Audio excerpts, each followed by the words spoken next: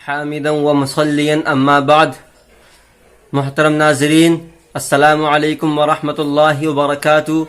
میں آج پھر آپ لوگوں کی خدمت میں 3 بہت اہم مسائل بیان کرنے کی کوشش کرتا ہوں. پہلا مسئلہ، کیا روزے کی حالت میں بلا عذر کسی چیز کو چکھنا درست ہے یا نہیں. دوسرا مسئلہ، تراویح کی نماز میں نابالغ بچہ جو مقتدی ہو، امام کے پیچھے نماز پڑھ رہا ہو، کیا اس کا لقمہ لے سکتے ہیں یا نہیں.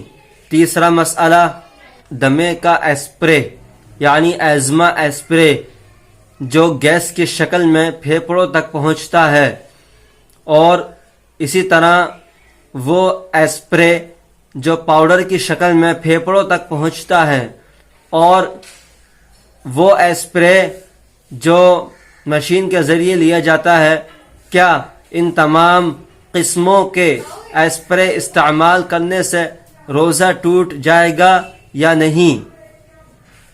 ان تمام مسائل بیان کرنے سے پہلے میں آپ تمام حضرات سے درخواست کر لوں کہ جن لوگوں نے چینل کو سبسکرائب نہیں کیا ہے وہ چینل کو سبسکرائب کر لیں اور بیل آئیکن کو پریس کر لیں تاکہ میری نئی نئی ویڈیوز جو جدید مسائل پر مشتمل ہیں وہ آپ تمام حضرات تک بآسانی پہنچ جائیں. محترم حضرات، پہلا مسئلہ، کیا روزے کی حالت میں بلا عذر کسی چیز کو چکھنا درست ہے یا نہیں. روزے کی حالت میں بلا عذر کسی چیز کو چکھنا مکروہ ہے، البتہ وہ عورت جس کا شوہر غصہ ہوتا ہو، ناراض ہوتا ہو، کھانا بدمزہ ہونے کی صورت میں، تو ایسی خاتون پکے ہوئے کھانے کو چکھ سکتی ہے، اس کے لیے اجازت ہے، اور چکھنے کے بعد وہ اس کو تھوک دے. وہ احتیاط رکھے کہ کہیں کھانا اس کے حلق میں نہ چلا جائے، اس لیے کہ کھانا حلق میں جانے سے روزہ ٹوٹ جاتا ہے. تو اس عورت کے لیے اجازت ہے جس کا شوہر غصہ ہوتا ہو اور ناراض ہوتا ہو اور اپنی بیوی کو مارتا ہو کھانا بدمزہ ہونے کی صورت میں، تو وہ عورت کھانے کو چکھ سکتی ہے، وہ اس کا ٹیسٹ کر سکتی ہے کہ کھانے میں نمک کیسا ہے، مرچ کیسا ہے، تو اس کے لیے شریعت نے اجازت دی ہے. لیکن بلا کسی عذر اگر کوئی عورت یا کوئی آدمی کھانے کو ٹیسٹ کرتا ہے، چیک کرتا ہے، چکھتا ہے، تو ایسا کرنا مکروہ ہے.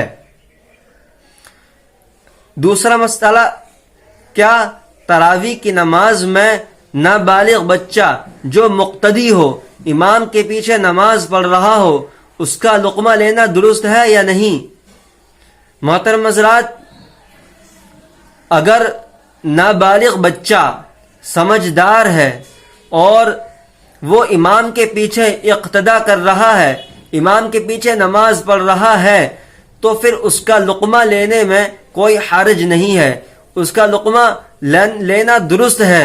اسی طرح تیسرا مسئلہ، دمے کا اسپرے یعنی ایزما اسپرے جو گیس کی شکل میں پھیپھڑوں تک پہنچتا ہے، اور وہ اسپرے جو پاؤڈر کی شکل میں پھیپھڑوں تک پہنچتا ہے، اور اسی طرح وہ اسپرے جو مشین کے ذریعے لیا جاتا ہے، ان تمام قسموں کے اسپرے استعمال کرنے سے روزہ ٹوٹ جائے گا یا نہیں.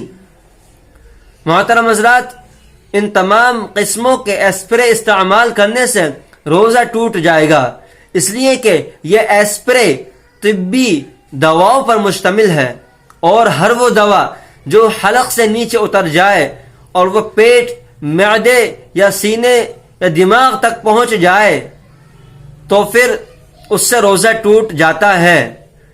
اور اسی وجہ سے کہ اسپرے تحلیل اور گھل جانے والی دوا ہے جس سے روزہ ٹوٹ جاتا ہے. تو بس آج اتنا ہی. وآخر دعوانا ان الحمدللہ رب العالمین. تیری آنکھیں تیری زلفیں تیرا شانہ دیکھوں، تیری آنکھیں تیری زلفیں